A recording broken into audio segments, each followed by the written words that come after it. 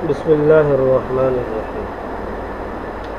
آج ہم سورہ احزاب کی چند آیتیں پڑھیں گے جو کہ ہمارے کورس میں شامل ہیں۔ آیت نمبر 6، 21، 40، 56، 57، 58۔ ٹھیک ہے، آیت نمبر 6، 21، 40، 56، 57، 58۔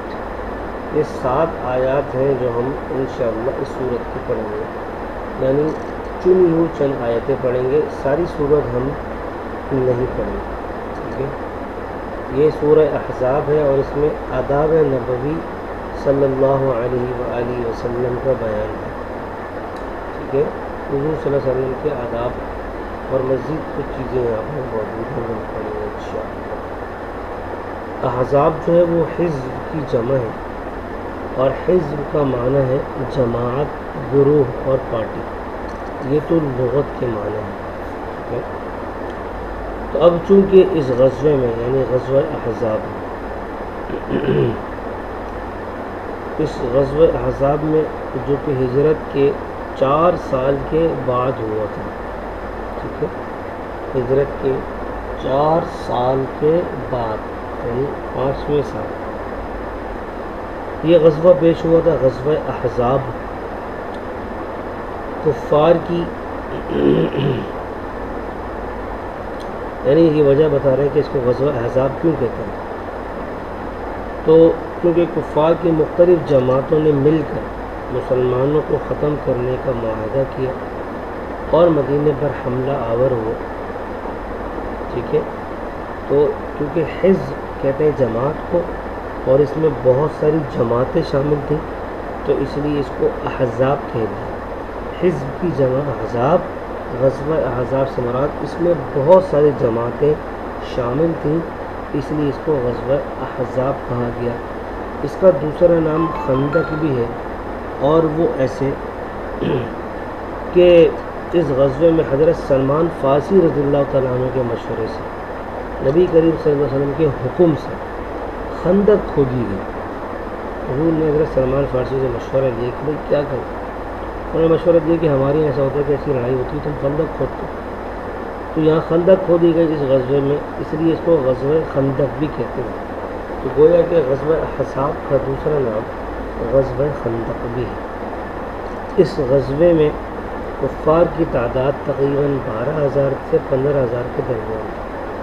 ٹھیک ہے، کسی نے کہا 12، کسی نے کہا 13، کسی نے کہا 15، 12 سے 15 کے درمیان، جبکہ مسلمانوں کی تعداد صرف اور صرف 3,000 تھی، اور وہ بھی بے سر و سامان۔ کفار اسلحے سے بھرے ہوئے اور لیس تھے، مسلمانوں کے پاس کچھ بھی نہیں تھا، کیا تھا، چند چیزیں تھیں بس۔ تو یہ سورت ہم پڑھیں گے انشاءاللہ۔ یہ سورت مدنی ہے، اس میں 73 آیات ہیں۔ ٹھیک ہے، یہ سورت مدنی ہے، 73 آیات ہیں اس میں۔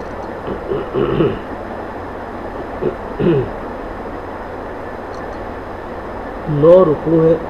اس سورت میں 3 موضوعات بیان کی ہیں، 3 چیزیں اس میں اللہ نے بیان کی۔ نمبر 1 اجتماعی آداب، یعنی زندگی کیسے گزارنی۔ نمبر 2 شرعی احکامات، ٹھیک ہے، جہاد وغیرہ وغیرہ، اور عقیدہ ختم نبوت اور کچھ چیزیں۔ تیسری چیز اللہ نے اس میں غزوات کا ذکر کیا۔ تو یہاں اس سورت کی ہم 6 آیتیں پڑھیں گے۔ ٹھیک ہے، آیت نمبر 6، 21، 40، 56، 57 اور 58۔ تو یہ 6 آیتیں انشاءاللہ ہم نے پڑھنی ہیں جو کہ آداب نبوی صلی اللہ علیہ وسلم سے متعلق ہے۔ تو آیت نمبر 6 دیکھیے، فرمایا کہ سورہ احزاب کا ایک بہت بڑا واقعہ ہے، چونکہ تفصیل کا موقع نہیں ہے، وقت مختصر ہے، اس لیے انشاءاللہ میں تھوڑا آپ کو بتاؤں گا زیادہ ہے۔ آیت نمبر 1 دیکھیے، آیت نمبر 6 جو پہلی آیت ہمارے حساب سے اور سورت کے حساب سے 6ٹھی آیت۔ النبی اولیٰ بالمؤمنین من انفسہم وازواجہ امہاتہم۔ ترجمہ دیکھیے کہ نبی کا تعلق مؤمنین سے ان کی اپنی جان سے بھی زیادہ ہے. النبی اولا بالمؤمنین، نبی کا تعلق مؤمنین سے من انفسہم، مؤمنین کی اپنی جانوں سے بھی زیادہ ہے. وازواجہ، اور نبی کی بیویاں امہاتہم، ان مؤمنین کی مائیں ہیں. واولی الارحام، رشتہ دار، بعضہم اولا ببعض، ایک دوسرے سے زیادہ تعلق رکھتے ہیں. فی کتاب اللہ، اللہ کی کتاب یعنی حکم شرعی میں. من المؤمنین والمہاجرین، بنسبت دوسرے مؤمنین اور مہاجرین. ترجمہ سمجھنے تشریح میں بھی سمجھاتا ہوں آپ کو انشاءاللہ. کیا کہ رشتہ دار جو ہیں وہ کتاب اللہ یعنی حقوق شرعی میں ایک دوسرے سے زیادہ تعلق رکھتے ہیں بنسبت دوسرے مؤمنین اور مہاجرین. الا ان تفعلوا الی اولیائکم، مگر یہ کہ تم اپنے دوستوں سے معروف کوئی سلوک اور مہربانی کرنا چاہو تو اس کی اجازت. کان ذالک فی الکتاب، یہ بات لوح محفوظ میں مسطور اور لکھی جا چکی ہے. اب اس آیت میں آپ صلی اللہ علیہ وسلم کی تعظیم، آپ کا ادب، آپ کی اطاعت تمام مخلوق سے زیادہ واجب ہے، یہ بیان کیے گئے. خلاصہ یہ سمجھ لیں کہ آپ، اب میں بتاؤں آپ کو کہ یہ کیا مسئلہ ہے. وہ یہ ہے کہ آپ صلی اللہ علیہ وسلم کے ایک منہ بولے بیٹے حضرت زید بن حارثہ، ایک تھے زید بن ثابت جنہوں نے قرآن جمع کیا، ایک تھے زید بن حارثہ جو حضور کے منہ بولے لے پالک، اور شریعت نے ان سب چیزوں کو ختم کر دیا. منہ بولا بیٹا، لے پالک، گود لینا، یہ سب ختم کر دیا. گود لینا تو خیر صحیح ہے، لیکن لے پالک، منہ بولا بیٹا کسی کو بنانا یہ صحیح نہیں. اگر آپ نے کسی کو بیٹا بنا لیا اور جب وہ بالغ ہو جائے تو پھر اس سے پردہ کرنا چاہیے عورتوں کو. کسی بیٹی کو اگر گود لیا تو پھر باپ کو پردہ کرنا چاہیے. اللہ ہے کہ کوئی ایسی باتیں پائی جائیں وہ پھر انشاءاللہ جب ہم فیس ٹو فیس بیٹھیں گے تو صحیح رہے گا. اس میں یہ ہوتا ہے کہ جب اگر کسی لڑکی کو لیا ہے تو اب جو ہے جب کسی بھی لڑکے کو لیا ہے تو وہ عورت اس کو دودھ پلائے. اب عورت کو چونکہ دودھ نہیں آئے گا، چونکہ اولاد نہیں ہے، تو پھر وہ اپنی کسی بہن سے یا کسی محرم سے اس کو دودھ پلوا دے تو یہ رضاعت ثابت ہو جاتی، پھر پردہ ختم ہو جائے گا. اس کی تفصیل بار اس پر ہم بعد میں بات کریں گے. تو آپ صلی اللہ علیہ وسلم کے ایک بیٹے تھے منہ بولے حضرت زید بن حارثہ. ان کی بیوی تھی اور ان کی بیوی سے ان کی انبن ہو گئی. ان کا نام تھا زینب بنت جہش. آگے آ رہا ہے، انبن ہو گئی، معاملات خراب ہو گئے تو انہوں نے اپنی بیوی یعنی زینب بنت جہش کو طلاق دی. آپ صلی اللہ علیہ وسلم نے ان سے نکاح کر لیا. تو اب لوگوں نے باتیں بنانا شروع کر دی کہ اپنے بیٹے کی بیوی سے یعنی اپنی بہو سے نکاح کر لیا. اس بات سے آپ صلی اللہ علیہ وسلم کو بہت تکلیف پہنچی تو اور آپ غمزدہ بھی ہوئے. تو اللہ نے ان آیات میں یہ نازل فرما دیا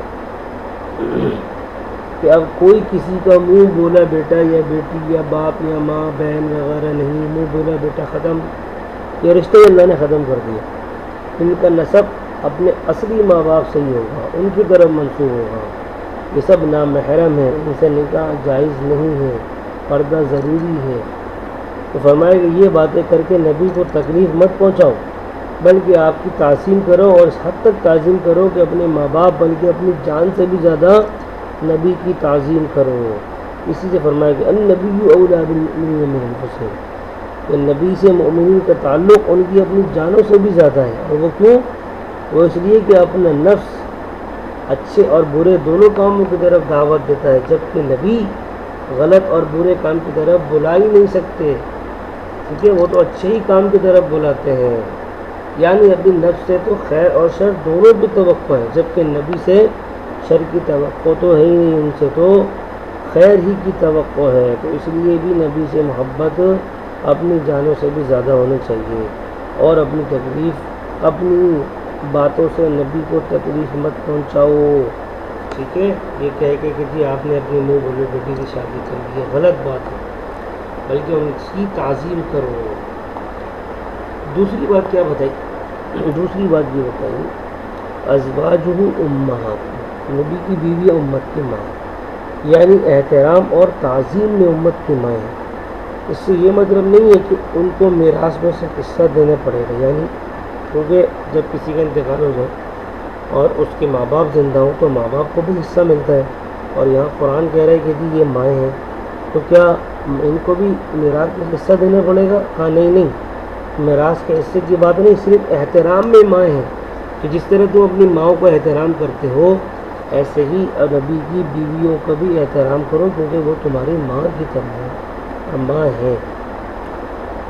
اچھا، اور دوسری بات یہ کہی کہ کیا جس طرح ماں سے پردہ نہیں ہوتا کیا ان سے بھی پردہ نہیں ہوگا؟ کہا کہ نہیں، پردہ ہوگا، احترام کرنا ضروری ہے، بس پردہ ان سے ہے، حکم میں ماں کے ہیں، ٹھیک ہے، کہ ان سے پردہ لازمی ہے.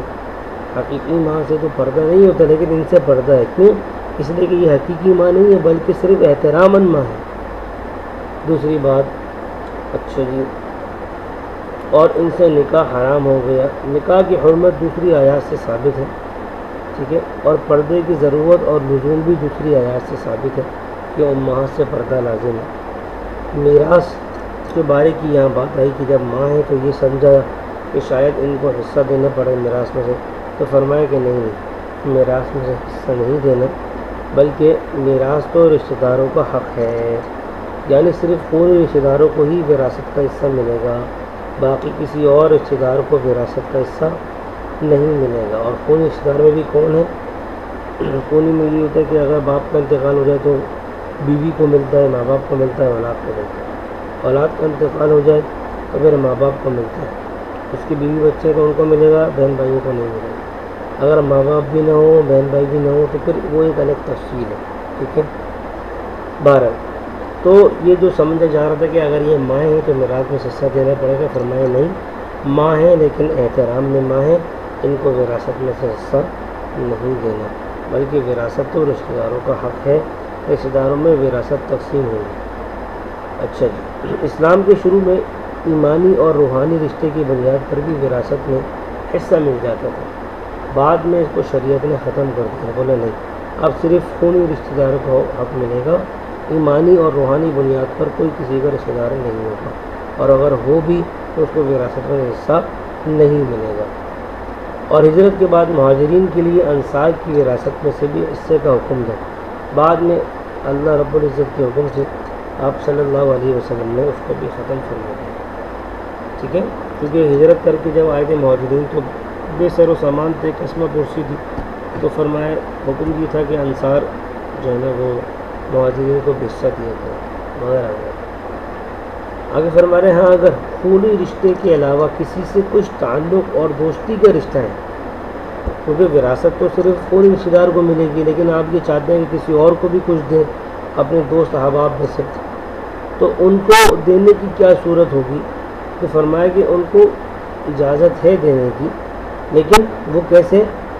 الا ان تفعلوا الى اولیائکم معروفہ، یعنی اپنی زندگی میں ان کو کوئی چیز اگر دینے چاہیں تو بطور ہدیہ اور بطور تحفہ کے ان کو دے سکتے ہیں. زندگی کے اندر کا معاملہ ہے، زندگی کے بعد تو وہ پھر مال میراث میں تقسیم ہوگا، پھر ان کو نہیں دے سکتے.